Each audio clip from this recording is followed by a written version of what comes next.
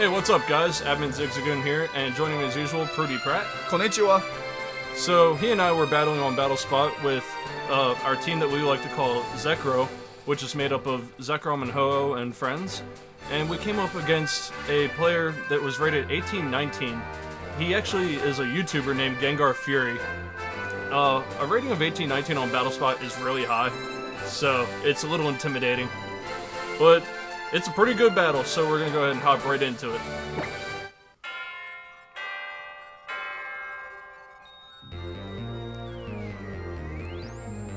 So we're gonna lead a lead that we use often with this team, Gengar, and he's gonna lead his Kyogre and Smeargle.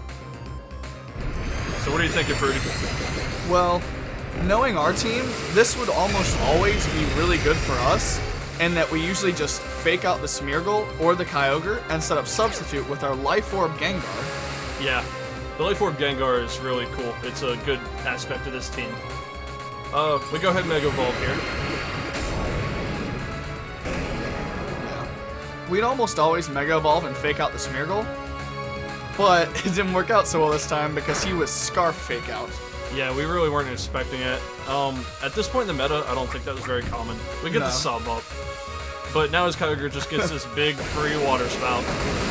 One-hit KOing our Kangaskhan and breaking the substitute on Gengar, effectively being a terrible turn one for us. Yeah, I'd have to say it's rather suboptimal. So we bring in our Zekrom here. Now, since this is Smeargle over here, and it used Fake Out, we know that it's going to switch this turn. Yeah, and we figured the Kyogre would either protect or switch, so we knew we could safely double into the Smeargle slot, which is exactly what we did. So this Rayquaza's coming in, but it's coming into some nasty stuff. Yeah. He does switch to Kyogre. Being afraid of that Zekrom, which he should be, he switches in his Aegislash. Yeah, it's a pretty safe switch. Yeah. So we get a big Sludge Bomb up here on the Rayquaza, doing over 50%. And poisoning. Yeah. But it ends up not mattering. Yeah. So Zekrom uses Fusion Bolt. We go ahead and skip that Kyogre slot and go right into that Rayquaza. It gets to do nothing in this game. Yep. Kind of like our Kangaskhan. Yeah. Very similar. So his Smeargle comes right back out. Yeah, so the problem with this is now he just locks in the Scarf Dark Void and just starts putting stuff to sleep and doing damage with Aegislash, setting up for a late game Kyogre sweep. Our Gengar doesn't carry the Protect, it carries the sub over the Protect, so we can't really do anything here except hope that it misses. Yeah. And it doesn't.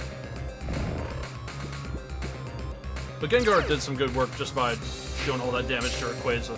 Yep. So his Aegislash is going to go for the Shadow Ball, KOing our Gengar. Yeah, in hindsight, it might have been better to not protect the Zekrom there and go ahead and take our first turn of sleep. That's true. So now we're down to our last two Pokemon, which are Restricts, our Zekrom and Ho-Oh. Yep. So at this point, Smeargle just Dark Voids. Yeah, we can't protect with Ho-Oh, we don't carry it, and Zekrom just protected, so we figured it'd be better just to take our sleep turns now before the Kyogre comes in. Right. So they're both going to go to sleep and take their first turns of sleep. Yeah. And this will give Aegislash a free turn to do damage, but it can't KO either one, and we know that. Right. We were actually running a bulkier Zekrom without very much attack investment at all, and just Expert Belt. Because at this point in the meta, most people weren't running very bulky Kyogres, so it just KO'd anyways, Fusion Bolt did. Right. They could run some bulk, but they weren't as bulky as they are today. Yeah. So luckily we didn't get the special defense drop from the first Shadow Ball, or else Zekrom would have gone down right there. Now, it was a mistake, I think, leaving in his Smeargle for that next turn and Dark Voiding. Yeah. Because now he brings in his Kyogre and he risks us waking up and doing a lot of damage. And that happens. So the Zekrom gets a free Fusion Bolt off right here. And of course we aimed at the Smeargle slot. And that easily one-hit KOs the Kyogre. Easy Oko, that's gone. And so now Ho-Oh's in a really, really good spot. Especially since it wakes up and we get the Tailwind, knowing that even though Scarf Smeargle comes right back in, we're going to outspeed it. So here he reveals the hidden power. We're still not sure what it was. Perhaps probably ice. Yeah, either ice or ground. Yeah. Ice would be most likely, but it's hard to say. Neither are common. Right. So the Smeargle does come back in. and we're on our first turn of Tailwind. He's gonna King Shield here, just scouting out a potential Brave Bird or something like that. But, which we do, but not at the Aegis Slash. Yep. Realizing we have to take out the Smeargle so it can put us to sleep and potentially win the game just off that alone. So now it's a 1v1 and it's looking really, really good for us. Yeah, and the good thing about that being Scar Smeargle was that Brave Bird just OHKOs. Yep.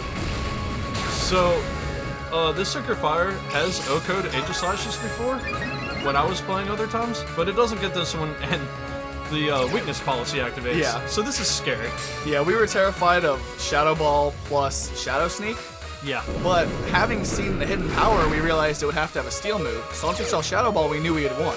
Yeah. Because he wouldn't have Shadow Sneak. Yeah, I don't think it would make sense at all. So he King Shields here, just scouting.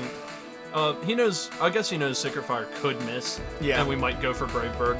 So Yeah. that's pretty smart. The Tailwind really doesn't matter because we're going to outspeed anyway. Unless that's... there's no way it's fast being that bulky. Yeah, exactly. So we get that Synchro Fire off and win the game there.